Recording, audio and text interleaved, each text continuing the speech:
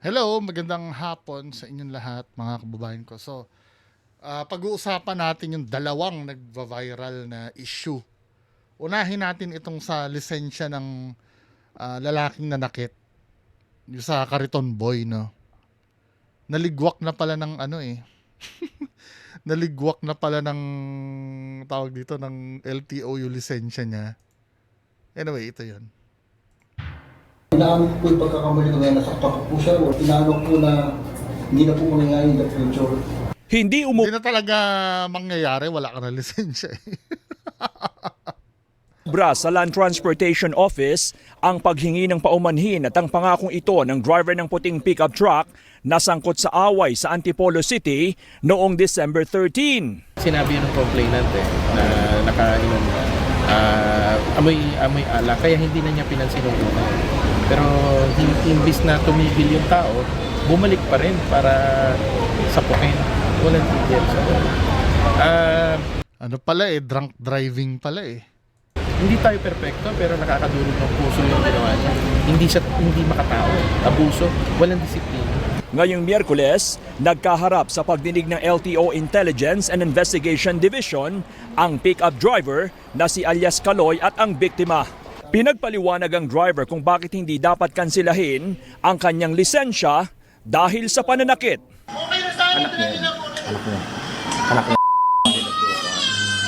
Kuya, wag ka manakit, kuya! Yung anak ko po, nasa unahan po siya. Tapos po, siya po, hindi po siya humihinto eh. Nakita na po, ewan ko po kung ano po siya na, nakainom po siya. Tabuti po, inawi ko po yung anak ko. Kasama ni Chris na nagtungo sa LTO ang 2 taong gulang na anak na May bike na yung bata, no? Mukhang babae.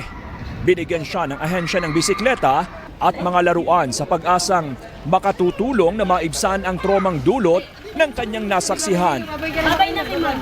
Bye-bye. Flying kiss na, flying kiss. Bukas, December 18, ilalabas ng LTO ang resolusyon nito sa kaso ng pickup driver. akala ko ba inano na. Pero sa 18 pa pala. Ngayon, kumpiskado na yung driver's license. Binawi. Hindi pa naman revoke yata. Binawi. Technically revoke na. Pwede Revoke. naman sila mag-appeal pero subject yan sa Intelligence Division. Paliwanag nila Kanilaw, ang unang ipinato Revoke na pala. Akala ko kinumpis ka pa lang eh. na 70 araw na Yung kay Sir Norman Mangusin, di ba dapat kinukumpis ka yun? Intelligence Division. Paliwanag nila Kanilaw, ang unang ipinataw na 70 araw na preventive suspension ay epektibo lang sa panahon na umuusad pa ang pagdinig sa kaso. Pero dahil mabilis ding natapos ang hearing kanina, desisyon na ng ahensya ang susunod. Hindi ito ang unang beses at maaring hindi rin huli na mayroong lisensyang babawiin mula sa Si Sir Norman Mangusin kasama. motorista. Kaya paalaala ng Land Transportation Office, ang pagkakaroon ng driver's license ay isa lamang pribilehyo at maaaring bawiin ng gobyerno kung kinakailangan. Dahil dito, habang buhay nang hindi makapagmamaneho ng sasakyan Ayun ng nasabing lang. pickup driver, bagay na para sa may-ari ng kariton ay nararapat lang na hatol ng LTO. Sabi pa ng LTO, nakaalarma na rin ang pickup truck na nasa viral video kaya hindi ito maaring maibenta, maisasangla at mairirehistro. Johnson Manabat, ABS-CBN News. Ano gagawin para hindi maalis sa alarma yon? Siyempre, kahit pa paano pwedeng pakinabangan pa yon, di ba? Since hindi na makakapag-drive yung ibenta niya man lang. Anyway, so yun yung hatol ng LTO dun sa Lipat naman tayo dito sa isang nagbabagang issue din yung nawawalang nobyo. Sa pagpapatuloy ng paghahanap sa nawawalang bride-to-be na si Shera Di Juan, isang CCTV footage ang nahanap ng mga investigador. Nako, ABS-CBN pala to. Baka mamaya tayo. Kuha ito sa may gasolinahan sa Commonwealth Avenue sa Fairview, Quezon City. Makikita ang isang babaeng naglalakad na kahawig ang suot sa damit ni Shera de Juan nang siya'y umalis ng bahay noong December 10 para bumili ng sapatos. Bahagya ring nahagip sa CCTV ang naturang babae na papunta sa isang nakahintong modern jeepney. Inaalam ngayon ng Special Investigation Team kung ito nga si Shera at kung sumakay nga siya sa sasakyan. Nandun na po yung tropa natin, hinahanap yung driver and yung konduktor para po ma-interview, mapakita kung talaga bang sumakay. Kasi medyo malayo po yung kuha sa Project Aurora natin. Masinsinan na rin ang ginagawang interogasyon sa pamilya ni Shera. Unang sumalang sa ilang oras sa pagtatanong ng mga otoridad ang kasintahan na si Mark R.J. Reyes at kapatid na si Shera na si Dari de Juan. Kinuna na rin ng salaysay ang best friend ni Shera at ang kanyang manager sa trabaho. Nakatakda rin kuna ng salaysay ang manager ni Mark para matukoy kung nasaan siya nang mawala ang kasintahan. No, para alam baka mamaya, 'di ba? Hindi natin alam. Tsaka pero anong motibo naman just in case na gawa niya ng masama? Ano kaya motibo? Or siguro nag-away sila? Tapos nauwi sa hindi maganda? Wag naman po sana, no? Nagba-background po tayo kailangan natin malaman kung ano yung nangyayari sa trabaho rin nila. Pero mas nakatutok ngayon ang investigasyon sa kasintahan na si Mark na matapos ang ilang oras sa pagpiga sa kanya ng mga otoridad ay itunuring ng person of interest. Hindi muna idinetalye ng Kaya yung reason bakit na naging person of interest siya. Siguro may naisabi siya na away or hepe ng Quezon City Police ang kanilang naging batayan. Hanggat maaari sabihin niya kung ano talaga yung punot dulo. May away nga. Siya ang makakapagbigay sa amin talaga rin ng magandang statement.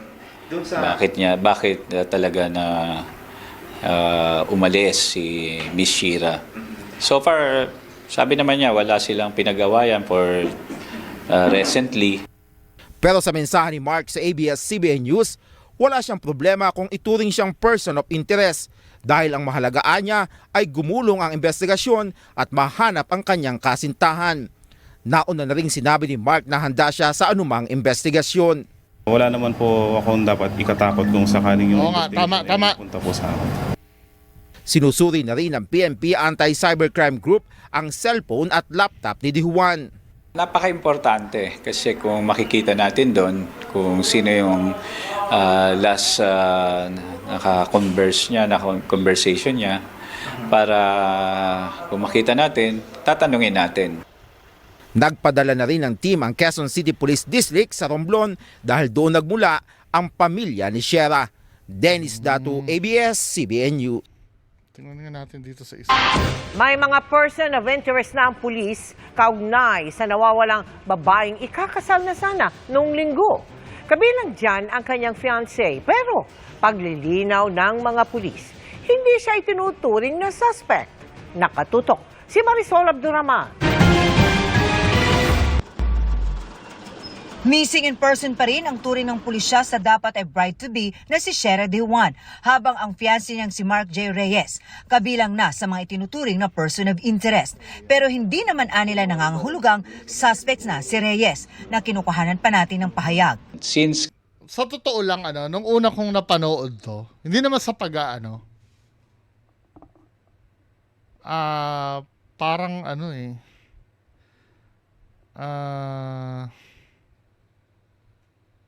parang hindi ko siya nakikitaan ng pagkalungkot. Kasi kung makikita mo yung itsura ni Kuya, nagagawa baka psychological ko lang Nangangahulugang tingnan natin. Suspects na si Reyes na kinukuhanan pa natin ng pahayag. Since siya po ang partner na sila ang magkasama for how many years, at siya rin po ang huling mayroong conversation at sila nga yung nagsasama. At tingin namin, siya rin ang makakatulong po sa amin sa pag-solve nitong missing bride niya. Kaninang umaga, mismong si Quezon City Police Director Glenn Silvio ang nanguna sa walkthrough na ginawa ng Special Investigating Team na tumututok sa nawawalang bride-to-be. Pinuntahan nila ang bahay ni Reyes at De Juan. Tinignan natin kung how long yung paglakad niya. Basa namin, sumakay siya either sa bus or yung kasunod ng bus. Hinahanap yung driver ng bus at yung conductor para Kung nag-bus siya, layunin niya talagang umalis. Hindi bumili ng sapatos. Dahil yung mall daw di umano, malapit lang naman eh. Di ba? Mukhang talaga nag-run away to. Duda ko lang kayo, anong duda nyo? Mukhang nag-run away to. pakita kung talagang sumakay si Miss Shira. Gusto natin makita, baka may iba siyang cellphone na hawak during naglalakad siya from his residence up to dun sa Petron. Isinailalim na rin ngayon sa forensic exam ang mga gadget ng nawawalang bride-to-be. Pinapa-expedite po natin yung laptop ni Miss Shira at yung cellphone niya for forensic exam. Pinuntahan na rin ng mga otoridad ang mga kamag-anak ni De Juan sa kanyang probinsya pero wala siya roon. Wala ring impormasyon ang kanyang mga kaanak tungkol sa kanya. Wala rin itong record na nagbiyahe sa ibang lugar sa Pilipinas sa pamamagitan ng eroplano. Nagtanong na rin po tayo sa PNP ABSI Group, nag-check tayo kung merong nag-travel locally at so far wala naman na pangalan Miss Shira De Juan. Nakikipag-ugnayan na rin ng Quezon City Police sa Bureau of Immigration para ma-check kung nag-abroad ito simula ng mapaulat na nawawala. Aminadong Quezon City Police na hamon sa kanila ang kaso ni De Juan, kaya lahat daw ng anggulo kanilang tinitingnan. Para sa GMA. Kasi napaka-freak eh, no? Parang kung halimbawa nag-run away naman, napaka-irresponsible naman ng babae na pinag-alala niya yung buong barangay, 'di ba? Or buong pamilya nila. Hindi man lang nagsabi na gusto ko munang mapalayo, gusto ko munang ano. At yung sa lalaki, no? I don't know kung ano ko lang, sarili ko lang. Hindi ko talaga nakikitaan ng ano eh. Hindi ko na nakikitaan ng parang pag-aalala. Oo, nag-aalala daw siya base sa mga sinasabi niya, pero hindi ko talaga siya nakikitaan ng itsura ng isang taong nawawala yung taong mahal. Anyway, mga kababayan ko, so ano kaya mangyayari dito na abang-abang lang tayo? Magandang hapon sa inyong lahat. Bye-bye.